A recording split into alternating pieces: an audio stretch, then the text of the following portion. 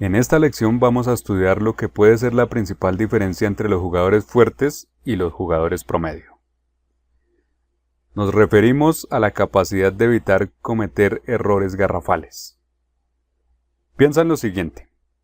Los estudiantes de ajedrez invierten mucho tiempo en aprender de aperturas y finales, aprender diferentes conceptos posicionales y estrategia, táctica y otras cosas más. Sin embargo, nada de eso importa si arruinas la partida en un triste descuido. Por eso es vital dejar de cometer errores garrafales. De otra forma, desafortunadamente, nada del resto que hagas podrá darte por sí solo ningún resultado.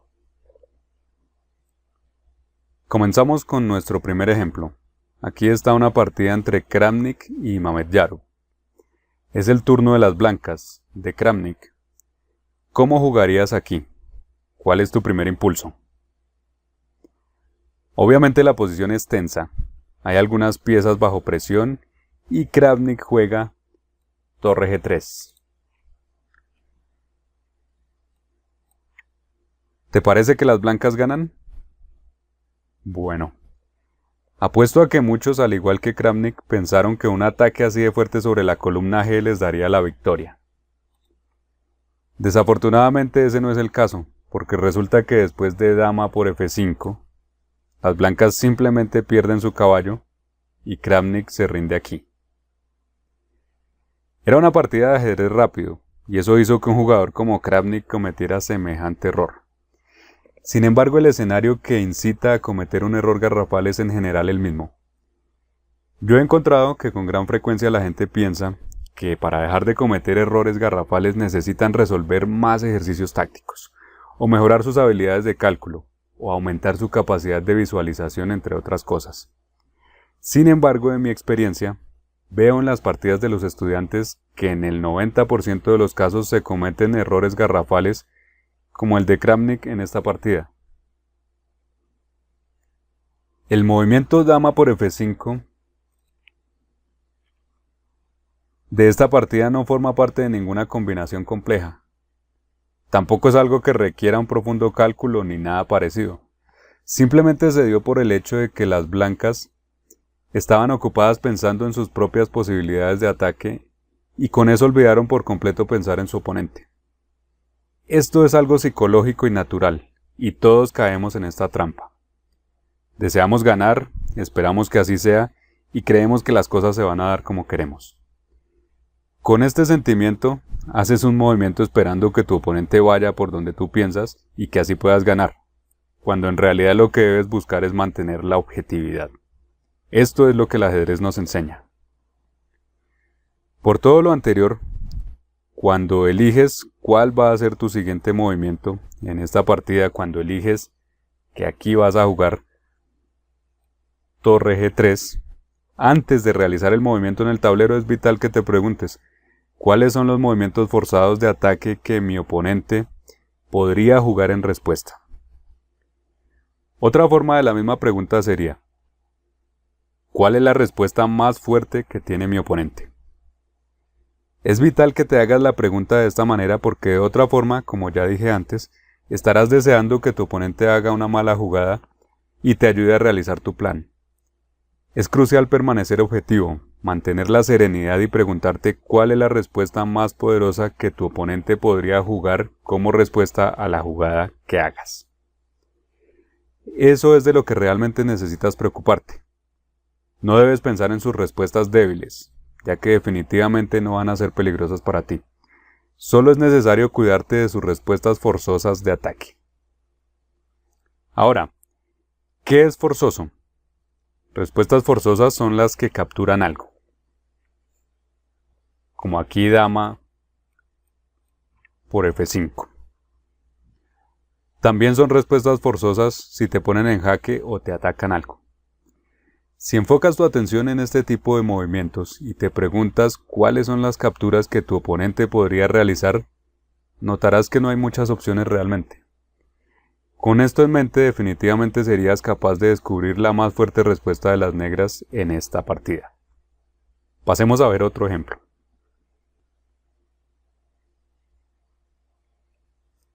Aquí tenemos una partida de jugadores de club. 1940 de rating tiene el blanco contra 1855 del negro. Este último tenía el turno y decidió jugar caballo E4. ¿Qué piensas de este movimiento? ¿Es bueno o malo?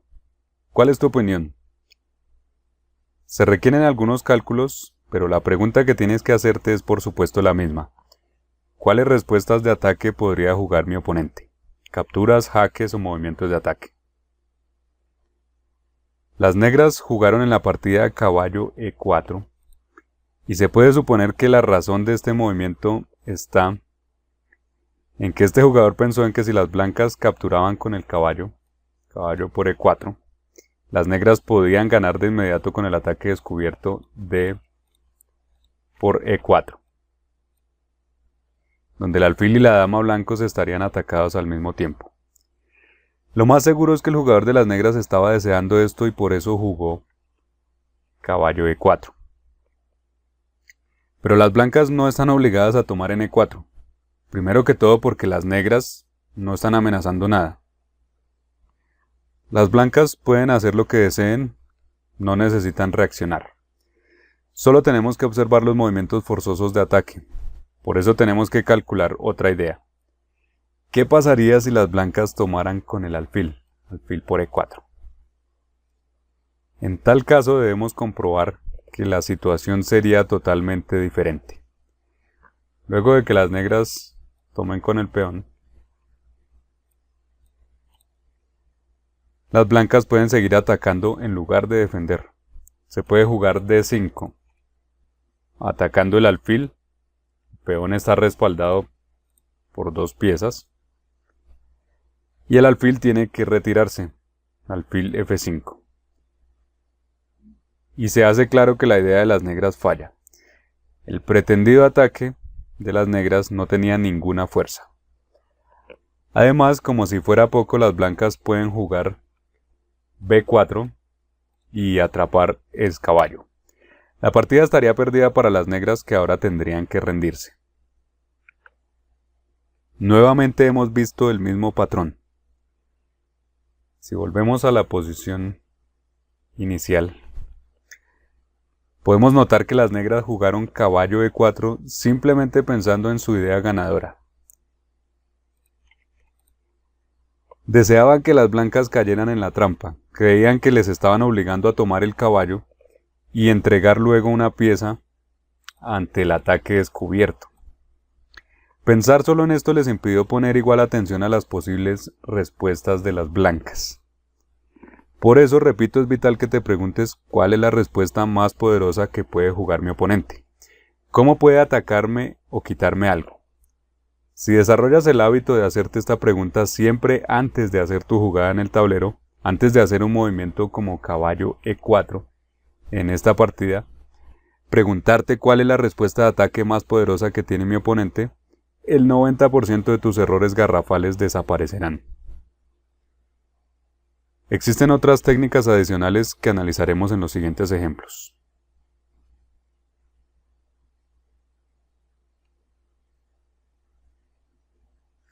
Aquí es el turno de las blancas. ¿Qué jugar? Supongamos que esta es tu partida y tienes que tomar una decisión. Vas a poder hacer algo de trampa porque ya sabes que estamos hablando de errores garrafales y entonces puedes esperar que haya algo de lo que necesites cuidar o vigilar en especial. Sin embargo, estamos entrenando, así que no hay problema. Entonces, lo que ocurre usualmente es que la gente solo piensa en su posición. Solo piensan en lo que quieren hacer. Aquí el jugador de las blancas, cualquiera que fuera, pensaría tal vez en terminar con su desarrollo, en poner el caballo en D5, en avanzar el peón de B3, en activar la dama o en hacer cualquier otra cosa. En resumen, solo se piensa en lo propio que se quiere hacer. Y aquí hay otro gran consejo para evitar cometer errores garrafales. Después de que tu oponente haga su movimiento, tómate unos segundos para preguntarte cuál es la idea de tu oponente al hacer dicho movimiento. En esta posición el negro acaba de jugar torre C8. Si el blanco dedicara unos segundos para preguntarse cuál es la idea de este movimiento, claramente notaría que las negras están atacando el peón de C4. Y eso es lo que las blancas necesitan cuidar. Sin embargo, las blancas fallaron en ver esto y simplemente jugaron torre C1. A lo que las negras respondieron con torre por C4, por supuesto. Las blancas perdieron el peón y finalmente la partida. Podría pensarse que esto es solo un descuido inesperado, pero quiero que entiendas que no lo es. Esta es una forma de pensar. La persona que desarrolla el hábito de pensar en cuál es la idea detrás del movimiento que acaba de hacer su oponente, nunca pasaría por alto una amenaza como esta. La persona que no tiene este hábito caerá fácilmente en este tipo de trampas una y otra vez. De hecho, esto mismo vuelve a ocurrirle a este jugador un poco después. Vamos a saltarnos unos movimientos y ver qué pasa en el final. Es la misma partida, solo que unos movimientos más tarde. Como puedes ver, las negras todavía tienen el peón de más que ganaron como vimos antes. Ahora en esta posición, ¿cómo jugarías con las blancas? La pregunta es básicamente la misma de antes. Antes de pensar en tu movimiento, tienes que pensar en el último movimiento de tu rival. El último movimiento negro fue pasar el caballo de D7 a E5. Si nos preguntamos cuál es la idea de este movimiento y qué se piensa hacer después, definitivamente nos damos cuenta de que el caballo de E5 tiene la posibilidad de saltar a casillas como C4 y D3. Y atacar, desde C4 podría atacar de manera doble al alfil y al peón de B2. En general, el próximo salto de este caballo creará una molesta presión sobre nuestra posición. Siendo conscientes de esto, debemos evitar que el caballo salte allí. Hay diferentes formas de hacerlo. Por ejemplo, moviendo el caballo propio a A5 para vigilar C4. También hay más formas de lidiar con esto, pero de cualquier manera es necesario hacer algo al respecto. El jugador de las blancas en cambio jugó caballo D4 y las negras respondieron con caballo C4, ejecutando su amenaza sencilla que ataca el alfil y el peón. Las blancas están en problemas. Alfil C1, caballo por E4. Esta es otra pequeña jugada táctica que descubre un ataque sobre el otro caballo y que ayuda a las negras a ganar el peón de E4. Ahora las negras tienen dos peones más.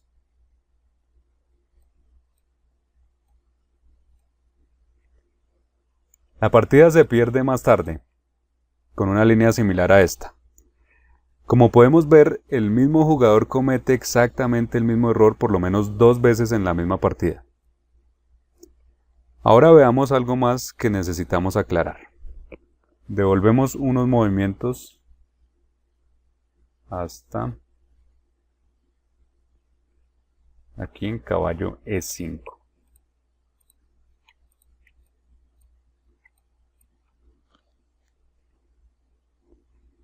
A veces los estudiantes me preguntan, Maestro Igor, ¿quiere decir que tengo que hacer el mismo trabajo 2 veces? Primero, cuando el oponente hace su jugada, me pregunto cuál es su idea y qué intenciones agresivas tiene. Luego, antes de hacer mi jugada, me pregunto si es segura o mi oponente tiene algún movimiento de ataque disponible. Parece que se repite el mismo trabajo. ¿Tengo que hacer lo mismo 2 veces? No. Debemos entender que estamos hablando de 2 cosas diferentes. Después de que tu oponente hace su jugada, necesitas evaluar ese último movimiento en particular. En este caso era caballo E5 y preguntarte qué intención hay detrás de este movimiento. Luego de eso, ya comienzas a pensar en tu jugada, decides qué vas a hacer y antes de realizar el movimiento en el tablero, revisas si tu movimiento elegido es seguro. Te lo voy a explicar con un ejemplo.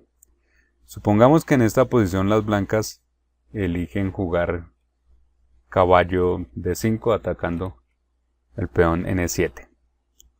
Es una opción que parece prometedora. Se centraliza el caballo, se ataca un peón y todo parece bueno. Sin embargo, antes de hacer el movimiento en el tablero, antes de jugar caballo D5, debes preguntarte si es seguro. Debes preguntarte cuáles movimientos de ataque, capturas o jaques puede hacer mi oponente. Si te preguntas esto, notarás que las negras pueden capturar este caballo con el suyo.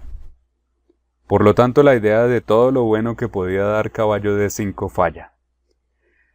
Eso es lo que quiero decir cuando te digo que hagas esta revisión antes de jugar. Por lo tanto, preguntarte por el movimiento del oponente, el último movimiento del oponente, no es lo mismo que revisar si tu siguiente movimiento es seguro. Si haces bien ambos chequeos, estarás 100% seguro de no cometer errores garrafales. Cuando estés jugando una partida rápida, si estás corto de tiempo o por cualquier otra razón no quieres hacer los dos chequeos, el chequeo del movimiento del oponente y el chequeo de si tu movimiento elegido es seguro, entonces por lo menos realiza el último chequeo nombrado. Verifica por lo menos que tu movimiento elegido sea seguro. De los dos chequeos, este último es el más importante. Seguimos porque ahora quiero enseñarte algo más. Esta es una partida entre Nakamura y Carlsen. Es ajedrez rápido y supongo que ahí está la razón de lo inusual de su juego. El rey blanco se ha quedado en el centro. Veamos qué sucede. En esta posición Nakamura decide jugar caballo G5. ¿Qué opinas de este movimiento? ¿Es seguro? ¿Está bien que las blancas hagan esto? Como siempre tienes que preguntarte, antes de hacerlo, ¿cuáles respuestas agresivas forzadas pueden jugar las negras? En este caso hay una respuesta agresiva forzada que por supuesto Carlsen ejecutó. Después de caballo G5, las blancas tienen caballo C3 jaque. Anteriormente la casilla C3 estaba controlada por el caballo cuando estaba en E4, el caballo blanco. Pero este ya no está allí. Por lo tanto, las negras pueden sacar ventaja de esto. Se da jaque, se ataca la torre, las blancas pierden material y la partida. Podemos comprobar que ni siquiera los jugadores de élite están libres de errores. Ellos también cometen errores garrafales de vez en cuando. Por supuesto que sus partidas son lo máximo y errores garrafales como estos se ven rara vez. Usualmente solo se dan en partidas rápidas o de poca importancia. Cuando los mejores jugadores tienen tiempo suficiente para pensar, siempre realizan el chequeo anti-blunder para asegurarse de que su movimiento no contenga errores garrafales. Esta era una partida rápida de Nakamura y podemos ver que incluso un jugador de su talla también puede cometer errores garrafales ocasionalmente cuando deja de hacer los chequeos necesarios.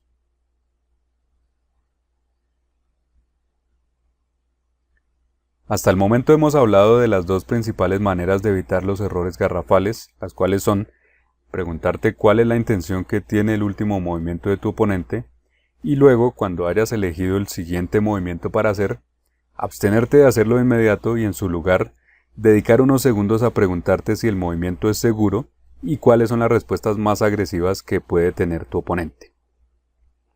Sin embargo, hay otra manera más de evitar los errores garrafales. La tercera manera comprende un enfoque más general, y tengo que decir que realmente funciona. En cierto sentido es un enfoque más fácil. Este consiste en que siempre procures limitar la actividad de tu oponente. Hemos dicho antes que en general la idea vital de toda la estrategia del ajedrez es luchar por la actividad, es asegurarte de conseguir la dominación al hacer que tu actividad sea muy superior a la de tu oponente.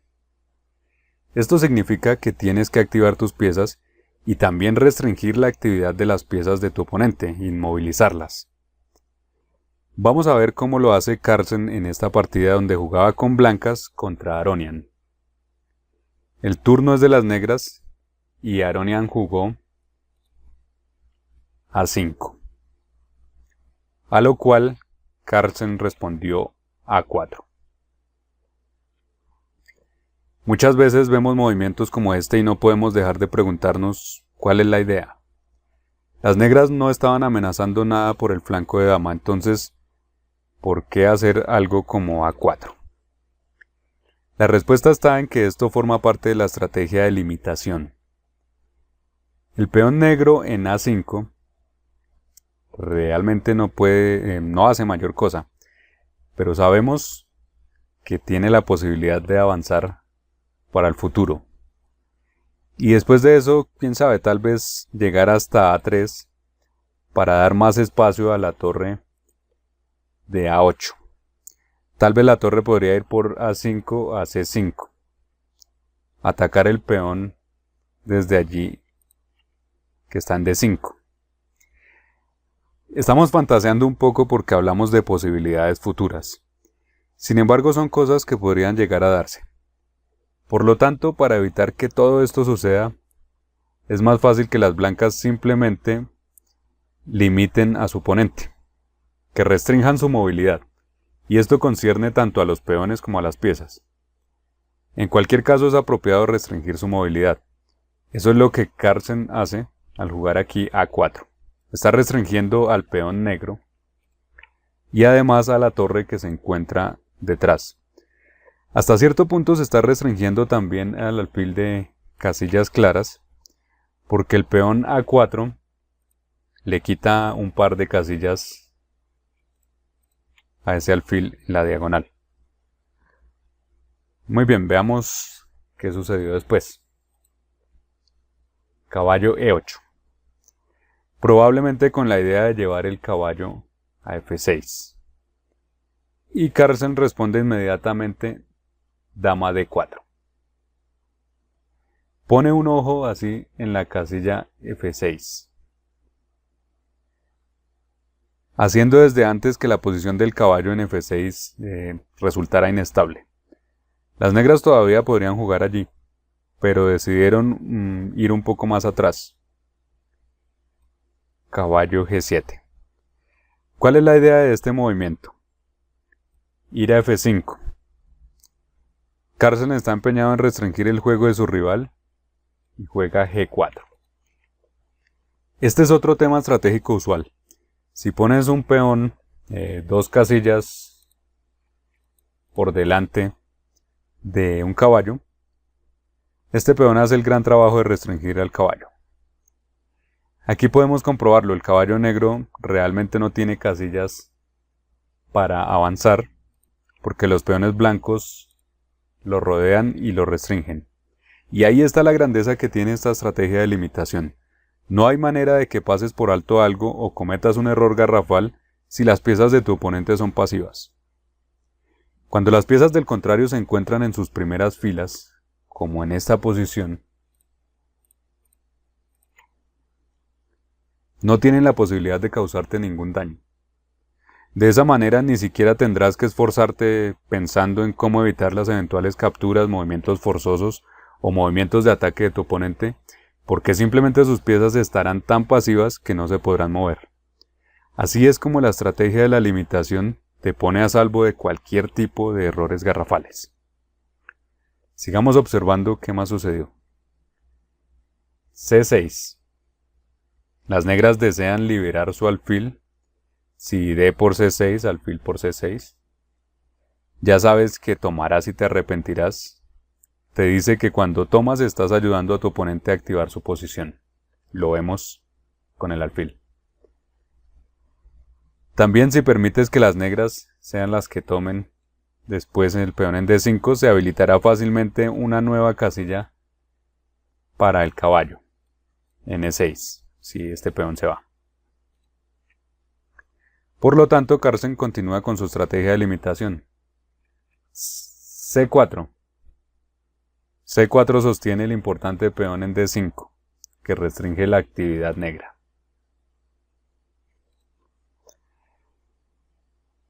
Sigue caballo E8.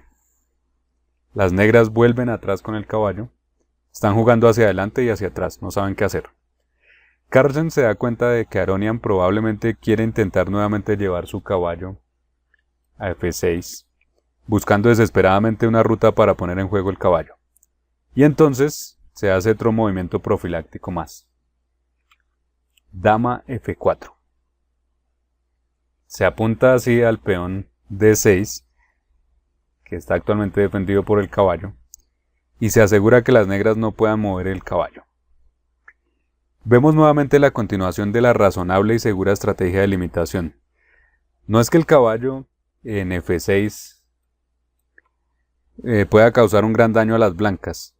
Sin embargo, las blancas quieren evitar que esto se dé porque en general quieren mantener a las piezas negras tan pasivas como sea posible. Esa es la razón detrás de dama F4. Sigue aquí rey G7 y torre B3. Ahora que las negras han quedado totalmente pasivas, es el momento de que las blancas comiencen a atacar. Torre B8 y caballo G5. Primero se atacó el peón en el flanco de dama y ahora se ataca el flanco de rey, concretamente el peón F7. Con las negras tan pasivas es muy fácil para las blancas desarrollar su ataque ahora. Caballo F6, tratando de cubrir la línea. Torre F3, aumenta la presión sobre la columna F y las negras entran en la desesperación. H6 tratando de expulsar el caballo, pero las blancas habían calculado ya la línea forzada para ganar. Caballo E4. Caballo por E4, dama por F7 jaque, rey H8, dama por G6. Y las negras se rinden porque la dama puede tomar otro peón, la torre puede entrar por F7 y todo es devastación. Probablemente habrá jaque mate. En este último ejemplo hemos estudiado la tercera acción estratégica que nos permite evitar cometer errores garrafales. Esta consiste en limitar siempre la actividad del oponente, limitar su movilidad. Esa es la máxima protección y es la manera de evitar las amenazas antes de que sucedan e incluso antes de que se puedan dar. Antes de que tu oponente tenga la oportunidad de atacarte, tú limitas sus piezas y las encierras atrás para que no tengan ninguna posibilidad de crear nada peligroso en contra tuya.